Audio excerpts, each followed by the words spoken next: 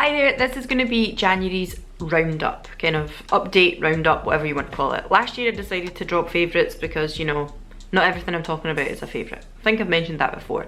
I done quite well with these videos last year. I think I managed every single month apart from November and December, and then I kind of done a little roundup of favourites of 2019. So technically, what did I miss? One? That's not too bad. That's not too bad. So I'm going to try and stick to it this year as well, because I do enjoy these wee videos. It's going to just be a roundup of all the things I've either really liked this month or things that I've got and thought, this was a bit of a miss. And chat about, you know, what I've seen on films and telly and Netflix and all that kind of pish as well. So if that's the kind of thing you're into, then keep watching. You get it, you get it. Subscribe, follow me on Instagram, all that kind of stuff. Apparently you're supposed to say that at the start of a video because it's better and people actually go and do it. Whether it actually works or not, I'm not so sure. Alright, to start off we are going to talk bullet journals. I haven't done a bullet journal video in a long time actually. I felt a little bit like they were probably some of my least watched videos. It's probably because there is such an array of bullet journal kind of plan videos that you can watch. If anybody watching this actually kind of misses them or fancies it, then let me know below. I did consider putting them over onto IGTV, but the layout of being able to open your bullet journal doesn't go so well in the vertical layout of an IGTV video, but I might still do it, I don't know. Anyway, this is my new one for 2020. It is a gorgeous colour. It matches my living room now, and has a little gold A that actually I think I got this from Typo. You can get little sticky letters to put on things, so I got a little gold A to go on it as well. Loving being in my bullet journal again. I love the start of the year and you're making like all these plans and you put all your stuff in and you're like, yeah, I'm gonna tick all the lists off, and then you get to about August and you're like, shit, I've not even wrote it out this month. But I do like the kind of ethos of it, getting the start of the year going and getting yourself going again and all that kind of thing. So I have wrote my favourites. I just shut the bloody thing there and I need to look in it. I have wrote my favourites in here. So I do usually like to start these off with either kind of books, TV, film, all that kind of stuff. So we're going to start off with a film. At the start of the year, right at the start of January, we went to see The Gentleman, the new Guy Ritchie film. I have to say, I bloody loved it. I thought it was great. It's right up my street. It's my kind of film. If you like Lock, Stock and Two Smoking Barrels or Snatch, things like that, if you're into that kind of thing. What's the other one? Layer Cake? Is that him? I don't know if that's him, but you know, similar. If you like that kind of stuff, like British gangster kind of, but not gangster, like as in new age gangster, like rapper gangsters. Although there is a little bit, it's quite funny, there's a little bit of, they bring YouTube and kind of social media into it a little bit. They bring it into the future, into the now, the current. But it was really, really good. The acting was really good in it. I really enjoyed it. I know a lot of people can kind of snarl a little bit at Guy Ritchie because he's been a bit of a little pleb over the years, but I did really enjoy the film. It was very funny. What you would call him? Colin Farrell played a great role in it, and he's only got a kind of marginal role. He's not a main character, but the role he played was really funny. So I really enjoyed that. If it's still in the cinema and you get a chance to go and see it, I do strongly recommend it. I actually went to go and see a film just last night. I wasn't going to put it in because I only seen it last night, but technically today is the 29th of January, so I've seen it this month, so I may as well mention it, and that was Jojo Rabbit. That is one that is based in kind of World War II, Nazi Germany. I love the historical aspect of all of that kind of stuff. You probably know if you watch any of my vlogs, I quite like to go and see a lot of the World War II stuff and a lot of the World War II kind of memorials and get a lot of information on it. It really, really just enthralls me and it gives me a lot of interest. So I went to see it knowing that it was going to be a comedy. It's very satire, political satire, sarcastic, a little bit tongue-in-cheek. And I really, really enjoyed it. Although when I was watching it, I did think I could see how this would be absolutely taken the wrong way. I think you have to go in just with the thought in your head that this is a comedy you're going to see. It is not a true to life description of things. It's quite clear it's not a true to life description of things, but it's a bit of a piss take of kind of Hitler and the kind of Hitler youth and Nazis and swastikas and all this kind of stuff. Like, it was a bit of a piss take of that, but I think it was done relatively well in the way that it wasn't a piss take of the atrocities that the Jewish people went through. I don't think it took the piss out of the Holocaust in whatsoever way, although some reviews I'd read of it had said that they felt it was really poorly done. I quite enjoyed it. Maybe I'm just not educated enough to, like, I don't know. I thought it was funny, I thought it was good, I thought it was tongue-in-cheek, I thought it was a good way to go about it, and actually very poignant at points. Anyway, that was a little bit long and drawn out, but I do suggest you go and see Jojo Rabbit. It's just one of those ones. Maybe do a little bit of reading on it first, because it might not be everybody's cup of tea. Alright, moving on to TV. Now, Netflix, I've really not had anything to watch. I've watched a few things, but nothing worth mentioning.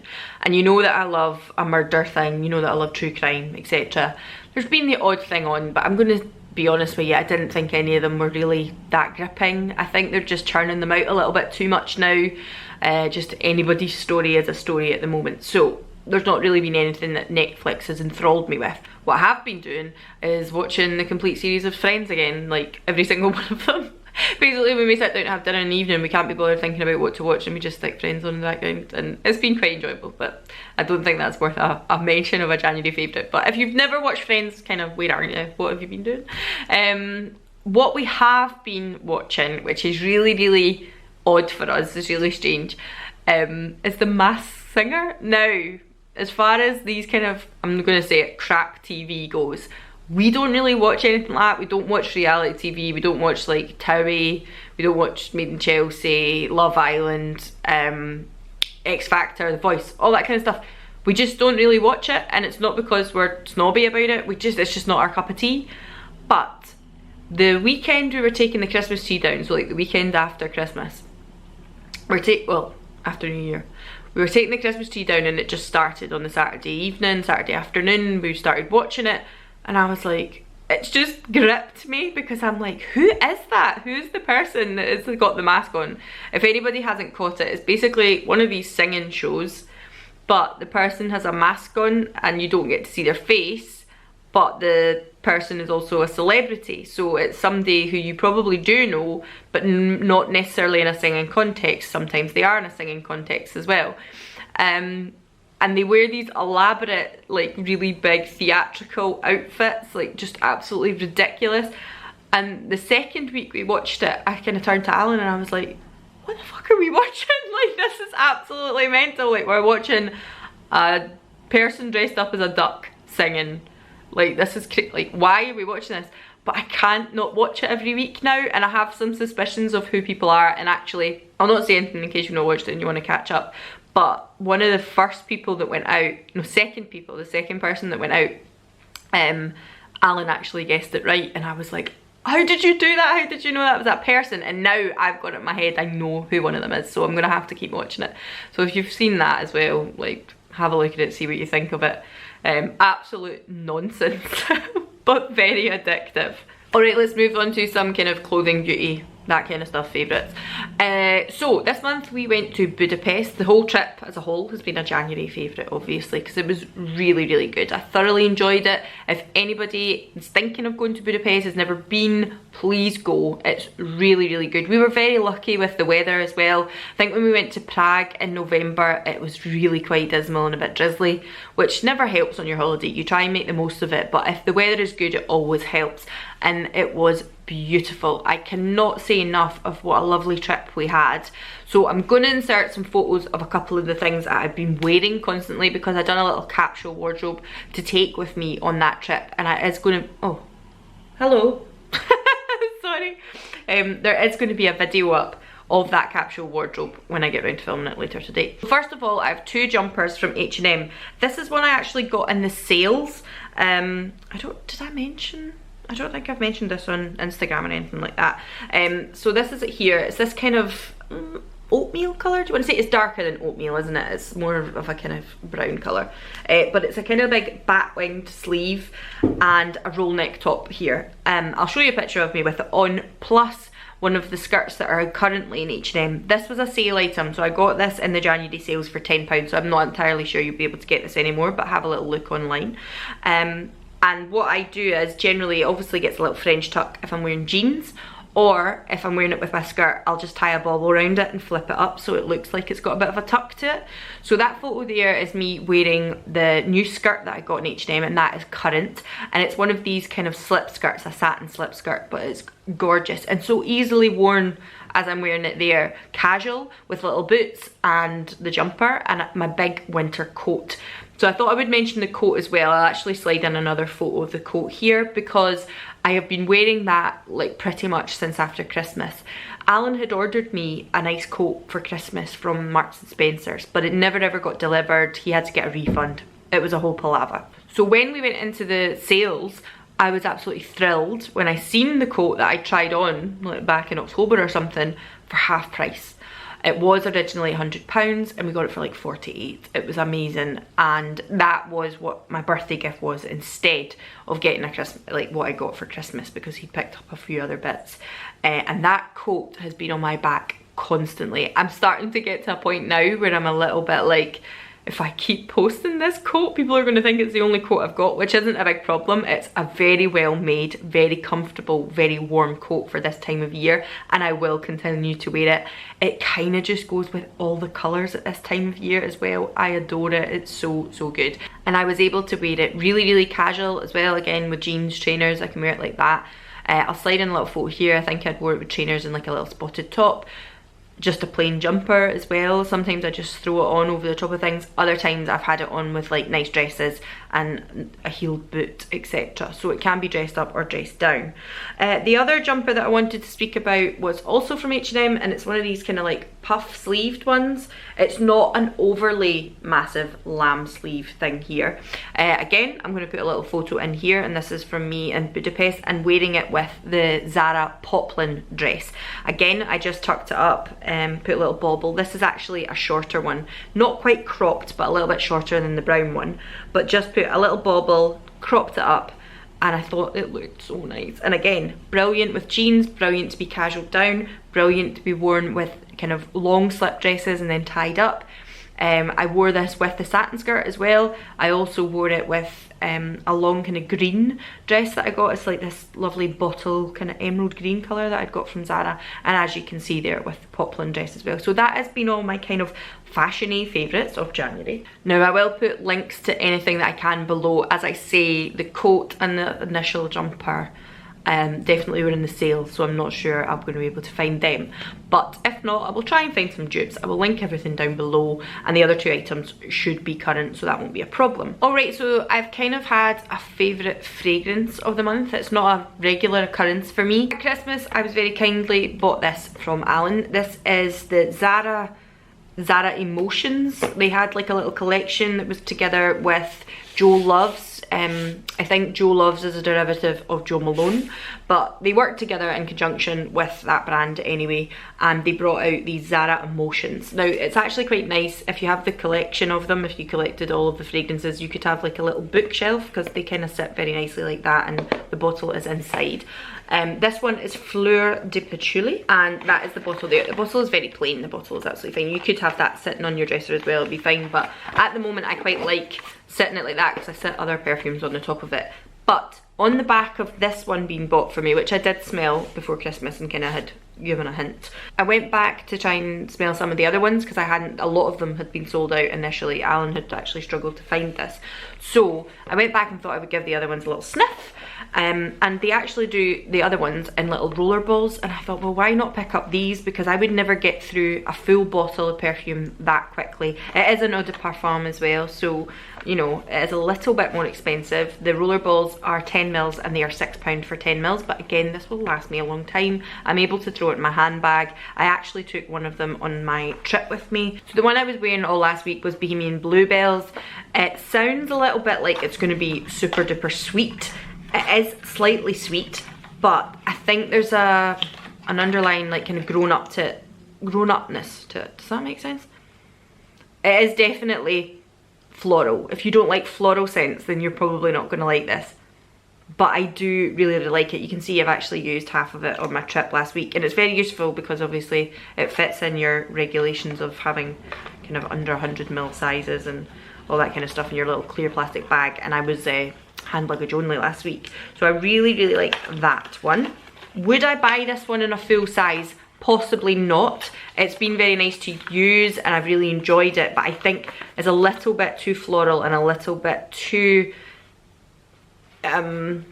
it's not sickly. It's not like a sweetie smell. That's not it at all. It's a pure floral scent, but it's just a little bit it doesn't have enough muskiness. It doesn't have enough kind of underline of a tobacco-y scent or woody scent for me. So for that reason, I'll enjoy it and I will use it up, but I wouldn't buy that one again.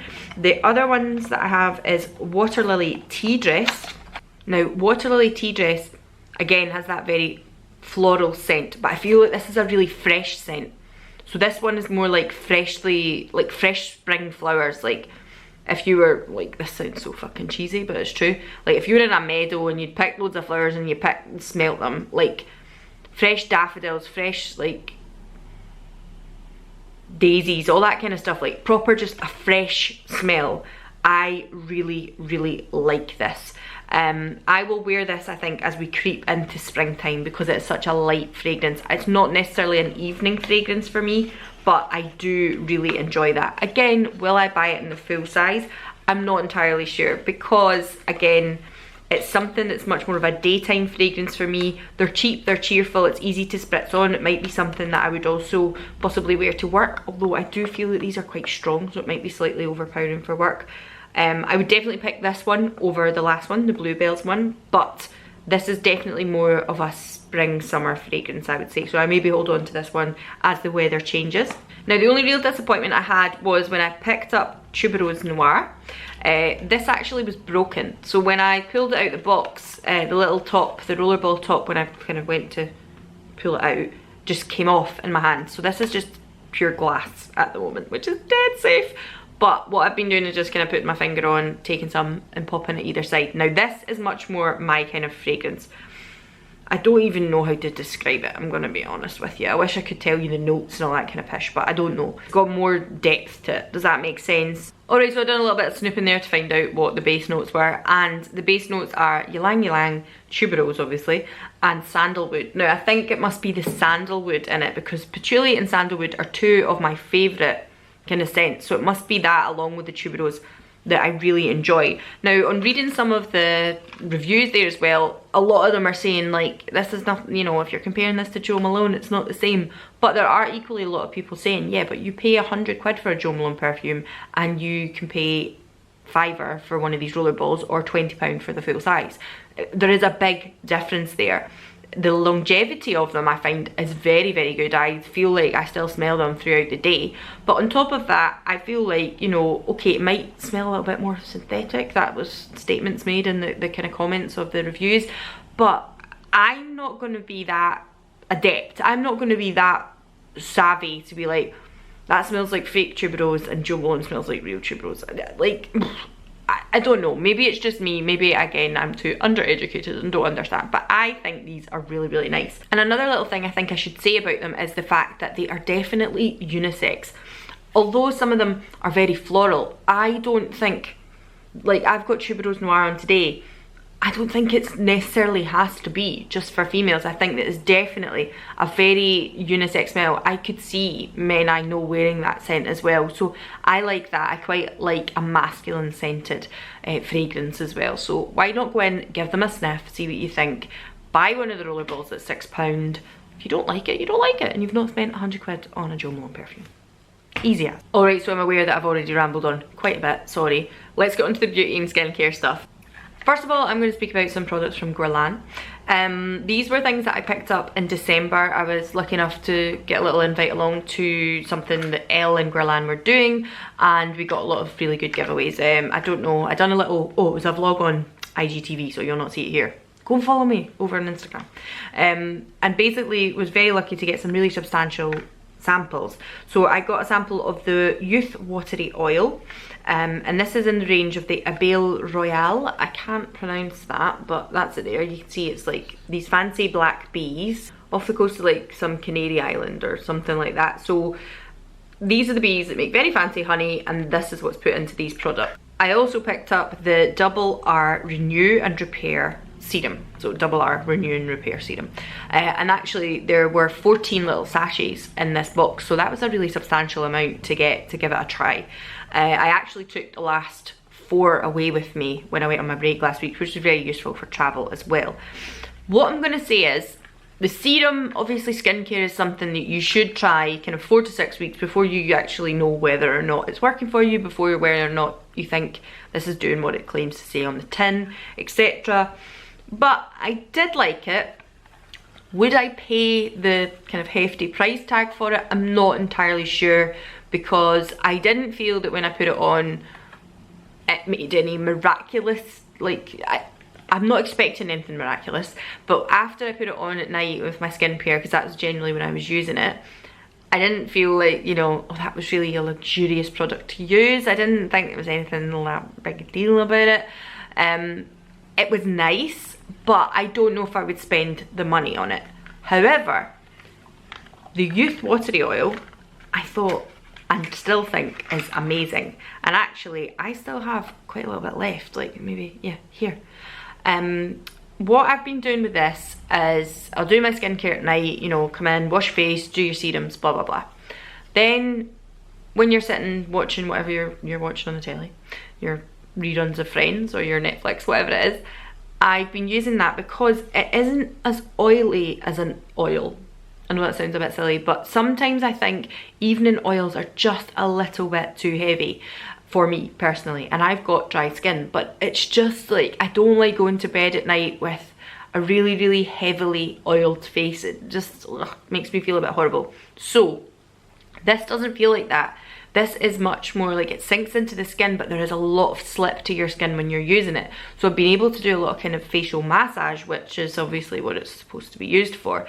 And I do think it's very good. Apparently you can also use this like on the ends of your hair and things like that if you've got dry hair, on the cuticles, etc. I have purposely only used it on my face, if I'm honest with you, but I thought it was really good. Again, hefty price tag, but one that I would consider investing in or asking for a present, or if I had the chance to kind of pick it up on a deal, anything like that. It's not going to be something that I'm just going to start picking up. It is a lot of money, but I did think it was really good. So if you have a bit more expendable income than me and you think, oh, I've used Grillin before and I really like the products, go and check it out. It is very interesting.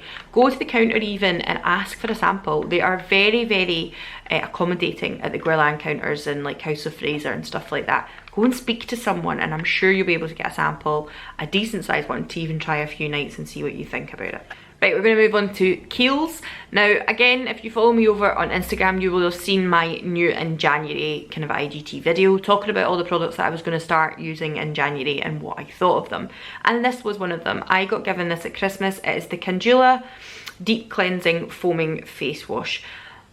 As soon as I read it and seen it, I thought, foaming? Oh no. And it is for normal to oily skin, so it is not necessarily for my skin type, but I thought I'll give it a few goes. I've been kindly bought it as a gift, so I need to try it. Needless to say, I've used it twice and it is not for me. I'm not saying this is a bad product, but what I am saying is for somebody like myself who has more kind of combination to dry skin, I certainly felt after I'd used this, my skin was tight, definitely. So if you do have really overly oily skin, you could give it a bash and see if it's more for you. I will pass this on to someone who will appreciate it and use it and has more that kind of skin type. There's not much smell to it, to be honest with you. It's kind of citrusy, very slightly citrusy, but there isn't much smell to it. As I say, just not for me, to be honest with you. Just wasn't my cup of tea. I love Kiehl's as a brand. I love a lot of things that they do, but this one unfortunately was a bit of a miss for me. Moving on to Glossy now. Now Glossy I've used for a long time. You've heard me speak a lot about them on this channel. But these are 3 products that I have either never used or are new. So these were in the little mini set that I got at Christmas, and I was really lucky because I think to get the miniature size to see if you like it, they are decent sizes of minis, to be honest with you, and also kind of helpful for travel, but they are all glass bottles, so a little bit on the heavy side. Now, Glossy Future Dew, this is the newest addition, I suppose, to Glossy's range. This says that it's the last step in your skincare. I would tend to disagree with that. It's a serum oil hybrid, and I suppose I think it's trying to be more of a glow, a bit like the Kiehl's Glow formula, a bit like kind of Becca Backlight prime and filter type like that kind of thing. Something you would put on before you would put on any makeup, or some days I'll just put this on and go to work, maybe a bit of concealer under the eyes. Like, I don't always put on a foundation or a BB cream over the top of it, and it gives you a lovely dewy, glowy, oily radiance. I enjoy it. I think I will enjoy it more in the summer, quite simply because for me, even with dry skin, I find this to be a little bit too oily, and I've been using one pump. They suggest to use two, but I've been using one. Now, if I put it on and then put on a foundation over the top or a tinted moisturiser, it seems to be fine. If I wear it on its own though, I feel it's just a little bit too oil. Like, it looks like I've just put an oil on my face. Now, it does have slight little pigment particles in it, and it gives you, I would say, leaning towards a kind of pink tone, undertone, but I think it would probably work on most skin tones as well. I think it's kind of universal in that sense. Nothing can be universal, but you know what I mean. I don't think it would leave a funny cast on anybody with darker skin than myself. I think it's good. Will I buy the full size? I'm not entirely sure. I do like it, but I feel like it's going to be more of a summer product for me, because I feel like when I want that really sweaty, dewy look in the summer when you're bronzed and glowing, that's probably going to be more suitable. Whereas at the moment, I'm still kind of, you can see here, there's still a bit of sheen going on, which I'm happy with. But when I use this on its own, it's a little bit too greasy, even for me. Now, the Glossy Super Bounce, this is a, oh, showing you the back of it. This is a 15ml bottle, which I believe was initially the size that they done, and it was relatively expensive. I believe they now do a 30ml bottle for around about £28. 28, £23. It's between 20 and 30 anyway. This one, I'm not entirely sure you can buy in the smaller size anymore. I went onto the site there and I couldn't actually see an option for it. Maybe it's because I'm on my mobile, I'm just not picking something up right. This has hyaluronic acid and B5, I want to say, vitamin B5. So it is supposed to be like a hydrating serum with the hyaluronic acid in it, obviously. Now, I've used lots of different hyaluronic acids. It's not something I automatically reach for in my skincare regime. It's something that I generally will try and add into another step that I already have. So if I want to, you know, use a moisturiser with hyaluronic acid in it, or if I want to use a peptide serum, I'll add hyaluronic acid to that and use them together. I don't always just use hyaluronic acid. In saying all of that, I've really enjoyed using this. I hate to say it, and I'm not entirely sure I'll buy it again, which seems very contradictory, but there's part of me that feels like, do you know what? When I use it, my skin afterwards feels soft and feels like, I don't know, just nice and almost velvety to touch. Not like a primer where you've got one of these silicone primers, not like that. It just feels really nice after I use it. And saying that, I don't feel like, from using this bottle, I don't feel like there's been any dramatic change in my skincare. I don't feel that I've overly became more hydrated. I have been drinking plenty of water and stuff like that. I know all of these things add in to your skincare, the weather, etc. And I can assure you that it's super duper damp outside in Scotland, so it's nothing to do with it being so arid that the working of the hyaluronic acid is affecting my skincare. So I like it, but I don't know if I will pick it up again, because I'm not entirely sure what it's doing, other than just after I use it, my skin feels nice. Which I could use a lot of different things and get that feeling from. I've read so many reviews on this, and people saying they've used it over a period of longevity, much longer than my 4 or 5 weeks, and they say they absolutely love it. So I'm really on the fence about it. If you can pick up the smaller bottle, and it's quite reasonable, give it a bash, see if you like it. I think if I was to be bought it again, I would almost certainly use it again. Am I going to go out my way to purchase it though? Probably not. I don't know where I sit on the fence. I'm very like, oh, that and the Future Dew were two things that I was like, I don't know where I sit with them. I'm not entirely sure. They've not won me over, but I don't hate them. And annoyingly, the last one from Glossy absolutely won me over. And for years, I've been saying the priming moisturiser from Glossy is fine. Don't bother trying the Riche one. The priming one is fine. So I got a miniature size of the moisturiser Riche from Glossy. And almost as soon as I used it, I thought, I get it. I absolutely get it. So I've probably used just about over half the pot now. And to be honest with you, even the fragrance, everything about it is lovely. It's really, really nice. I'm going to say something dead cheesy, but it's like giving your face a cuddle. It's so nice at this time of year. It's so thick. It's not thick and oily. It's almost a little bit moussey. I don't know how to describe it. It's comforting to put on your skin. It's like a whipped moisturiser of some sort. That would be how I'd have to describe it. And I would absolutely purchase this one.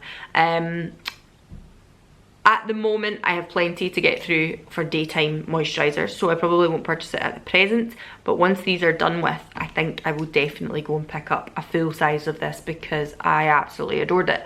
Don't know how I would feel about it in the summer.